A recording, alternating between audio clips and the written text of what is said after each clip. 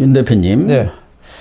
지금 제3지대 세력들 네 개 세력이 연합해 가지고 개혁신당으로 이렇게 통합이 됐지 않습니까?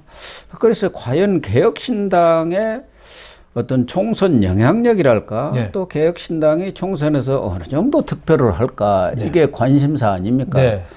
그런데 JTBC에서 마침 여론조사를 했네요. 1일, 12일. 그러니까 연휴 마지막쯤에 한 거 아닙니까? 그렇죠. 설날 지나서 한 거죠. 매티보이스라는 여론조사 기관을 통해서 했는데 거기 보면은 개혁신당을 요새는 뭐 개신당이라고 그러대요. 개딸당 하듯이 줄여가지고 개신당이라고 그러는데 의외로 적게 나왔네요. 네, 뭐 거의 국민들이 수준이 높은 거에 비해서 저런 합친 거에 대한 그 선명성이나 합리적인 이유를 잘 못 찾은 거죠. 그래서 지금 개신당이 거의 고작 6% 나왔어요. 정당 지지도는 국민의힘이 39, 민주당이 35, 개혁신당이 5% 아닙니까? 그리고 내일 총선이라면 어느 정당 후보에 찍겠나? 이것은 민주당 35, 국민의힘 34, 개혁신당 6%. 그러니까 그렇죠. 5, 6% 정도 밖에 지금 지지를 못 받고 있다. 물론 이제 앞으로 선거전이 본격적으로 들어가면은 뭐 어떻게 변할지는 모르겠습니다만은 5, 6% 정도 가지고는 이 비례대표 3석 정도 얻는 것 아닙니까? 그렇죠. 전에 열린민주당이라고 있었지 않습니까? 최강욱, 김의겸이가 그게 아마 5.64%인가? 그거 얻어가지고 3석을 얻었지 않습니까? 그러니까 3석 얻는다 그 얘기 아닙니까? 제가 보기에는 3석도 좀 힘들어질 가능성이 있어요. 당 내분이 앞으로 이제 심해질 거거든요. 지금까지는 갑자기 합치느려니까 몰랐는데 하나하나 지금 이준석 이가 또 유호정 의원 또 이 디스 했잖아요. 왜 그렇습니까? 두 사람은 앙숙이 돼요. 옛날에 그 뭐 페미니즘 문제로 굉장히 유호정 의원하고 거의 맞짱 뜨다시피 했죠. 서로 비난을 하고 했는데 이번에 어떻게 하다 보니까 원수는 외나무리 다리에서 만난다고 같이 만난 거예요. 그러니까 일각에서 그 개혁신당에서 이준석을 지지하던 사람이 탈당을 많이 했어요. 그 사람들이 언제는 유호정하고 그렇게 비난하다가 유호정은 새로운 선택, 정의당에 있다가 새로운 선택 금태서 보고 있다가 들어온 거죠. 둘이 한솥밥 먹는 게 그 설명 좀 해봐라. 니네 생각을 갖냐. 정당이라는 게 노선과 철학을 같이 하는 사람들이 모인 게 정당인데 니네가 한솥밥 먹는 게 이해가 되냐. 그러니까 이준석이가 뭐라고 그랬냐면은 유호정은 그 신당에서 크게 비중 있는 인물이 되지가 않을 거기 때문에 깔아뭉갰구만. 디스를 해버렸구만. 디스. 이런 식으로 하는 게 내분이 이제 시작되는 거죠. 이준석의 그 내분 그 오래된 그 고질병 있잖아요. 이게 계속 아마 분탕질을 하면은 당 지지도는 저는 갈수록 더 떨어지지 않겠나 이렇게 보고 있습니다. 본격적인 이제 싸움판이 시작된다고 봐야죠. 아마 이낙연 전 대표도 치를 떨 겁니다. 지금 뭐 이준석이가 비공식적으로 이야기하는 것은 이 개혁신당 사무총장, 대변인, 원내대표 다 우리가 장악해서 다른 세력이 다 우리한테 흡수 통합된 거다. 그리고 이낙연 전 대표를 공동대표로 하고 총괄선대위원장 한 것은 총리까지 하신 분이니까 그냥 대우 차원에서 하는 것이지 실제는 내가 다 끌어가는 거야. 지금 이러고 있다는 거야. 그러니까 벌써 싸움을 시작했다고 봐야죠. 그런데 이준석이는 여성들하고는 잘 이 화합을 못하나? 이현주 전 의원하고는 북콘서트 한다고 전국을 그렇게 돌아다니더니 둘이 갈라져 버렸지 않습니까? 이현주 아마 양양자 의원도 조금만 더 있었으면 벌써 갈라졌을 텐데 갈라질 틈이 지금 너무 시간이 짧아가지고. 아니 며칠 전에 어디 커피숍에서 봐요. 그 양양자 의원은 옆에서 커피 나눠주고 있는데 이준석 의원은 가운데서 지 것만 먹잖아요. 뭐 싸가지 없는 이준석 해가지고 그게 동영상이 돌았어요. 아, 그렇습니까? 뭐 싸가지 없는 것을 워낙 잘하는 관계니까. 그래서 이 개혁신당 제3지대가 과연 이번 총선에서 변수가 될 것인가. 그러니까 국민의힘, 민주당, 그리고 개혁신당 이 세 세력이 이렇게 다투는 그런 상황으로까지 가기는 좀 지금까지 나온 JTBC의 여론조사로 봐서는 좀 미약하지 않나. 그렇죠. 그런 평가를 내릴 수가 JTBC 있는 여론조사가 그렇게 나왔죠.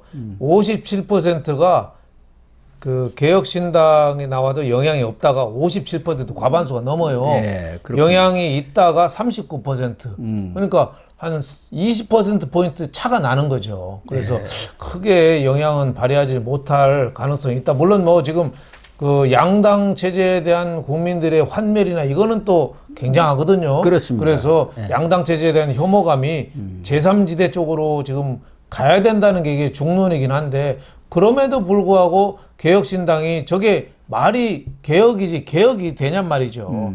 야합 신당이지 야합 신당. 잡탕 신당. 잡탕 신당이죠. 잡탕 밥이 됐어요. 그러니까 저렇게 한 이유는 저는 두 가지라고 봐요.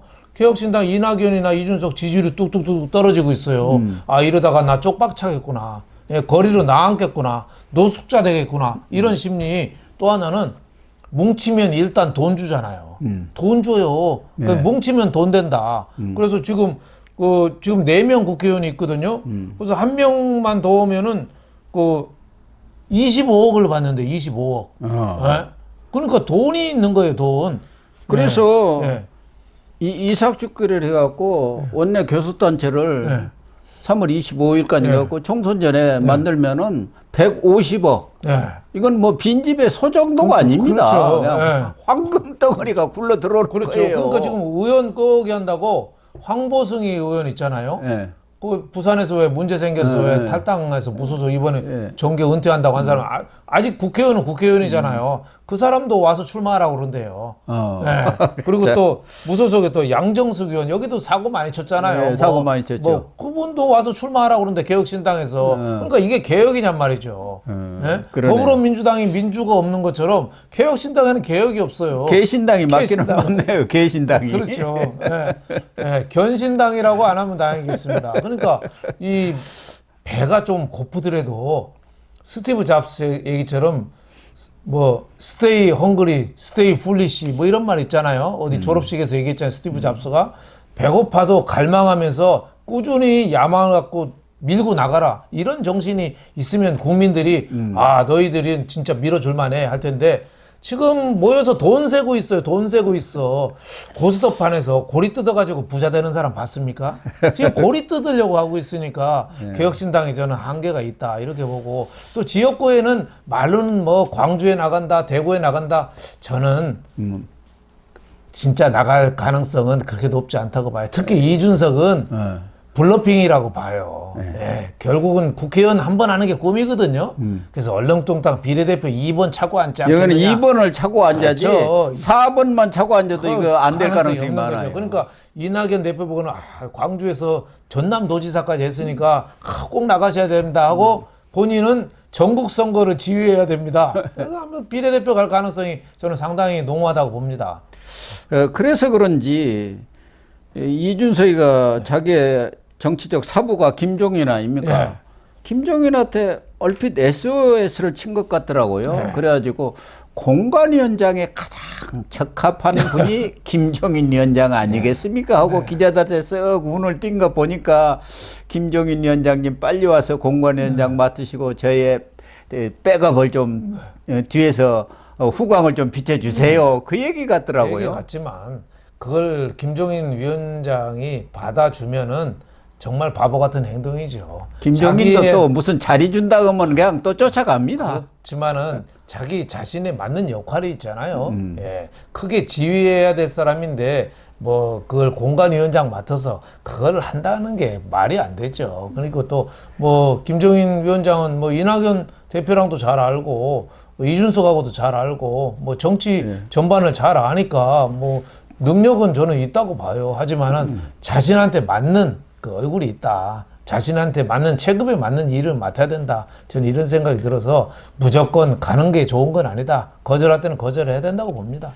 그러니까 이준석으로서는 김종인 전 비대위원장 같은 분이 딱 와서 이준석 등 툭툭 두드려주면서 이렇게 딱 중심을 잡아주면 자기가 힘을 받지 않습니까? 그렇죠. 그러니까 뭐 김종인 그런 분이 공관위원장을 만든다 한다면은 반대할 분이 누가 있겠는가 이렇게 해가지고 미리 선수를 치고 있는데 김정인 위원장도 지금 백수 아닙니까? 백수죠. 이런 분들은 뭐 네. 자리 준다고 하면 또 안면 뭘 쏘고 가더라고요. 그렇죠. 큰 자리든 작은 자리든 가서 노는이 연불한다는 말이 있지 않습니까? 84시죠. 네. 그러니까 뭐 좀 몸이 근질근질하실 거예요. 그리고 원래 본인이 이 제3지대를 지금 만들어 보겠다고 그렇죠. 빅텐트를 치겠다고 계속 주장을 해왔기 그렇죠. 때문에 이제 쳐졌으니까 내가 가서 제3지대가 제 역할을 해서 양당, 거대 양당의 그런 독점 체제를 부시겠다 또 이런 명분으로 갈 수도 있죠. 그렇긴 하지만 명분이야 뭐 만들면 되는 거 아닙니까? 자체 공천에 뛰어들었다가 늙어서 멱살잡이 당할 수도 있습니다. 글쎄 뭐 이 개혁신당에 뭐 네. 공천을 얼마나 신청해 갖고 뭐 그렇게 싸울 만한 자리가 있겠습니까? 뭐 그냥 모셔오기도 바쁜 그런 상황에서 어쨌든 이준석이는 이 개혁신당을 지금 공동대표를 하면서 이건 총선 지나고 비례대표 자기가 딱 큰 배치 차고 또 비례대표 몇 되면은 그거 가지고 이건 내 당이야. 그렇죠. 내가 당 주인이 되는 거야. 지금 이런 계산하고 있는 거 아니겠습니까? 그렇죠. 총선 나머지 끝나면 지금 이낙연이든 이원욱이든 조홍천이든 김종민이든 다 떨어져 버리면은 그거 아무 소용 없는 거 아닙니까? 그렇죠. 그러니까 총선 때까지만 하고 그 이후에는 다 갈라설 생각을 하니까 한동훈 비대위원장이 얘기했잖아요. 위장 결혼이라고. 저는 재벌가에서 이런 결혼 많거든요. 돈만 보고 결혼하는데 이 사람들이 이혼도 잘 안 해요. 왜냐하면 이혼하는 순간 재산을 떼줘야 되거든. 이거 그렇죠. 싫은 거예요. 그래서 그냥 사는 거 각자 바람 피면서 살아요. 그래서 좀 개혁신당 보면 꼭 재벌가 결혼하는 거랑 비슷해요. 그럴 가능성이 있어요. 이번에 선관위에서 돈이 많이 내려오면은 그렇죠. 어중이 떠중이 모아가지고 그렇죠. 금배지 있는 사람들 그래갖고 교섭단체 만들어서 한 150억 만들면은 빌딩 하나 또 사고. 그렇죠. 지난 선거에서 민생당이 아직도 돈 나와요 지금. 25억이 뭐 올해도 나와서 네. 계속 거기에 그거 돈 받고 있는 사람들이 있다는 거 그렇죠. 아닙니까? 네. 그러니까 개혁신당도 쉽게 무너지지는 않을 가능성이 많아요. 예. 어쨌든 개혁신당이 나름대로 몸부림을 치기는 치는 것 같습니다만은 지금 JTBC에서만 여론조사 결과가 나왔고 이제 이번 주 되면은 여기저기서 나오는 거 보면 개혁신당의 어떤 영향력이랄까 총선에서의 전망 같은 것도 확실해질 것 같습니다. 그렇게 돼서 만약에 지금처럼 5, 6% 선을 벗어나지 못한다고 한다면은 여기 여론조사에서도 대다수 그 응답자들이 이번 총선에 별 영향을 못 미칠 것이다. 이렇게 응답했던 게 사실로 드러날 것 같습니다. 그러면은 이준석의 꿈도 깨몽 이렇게 되지 않겠습니까? 네, 시청자 여러분. 오늘 방송은 여기서 마치도록 하겠습니다. 시청해 주셔서 감사합니다.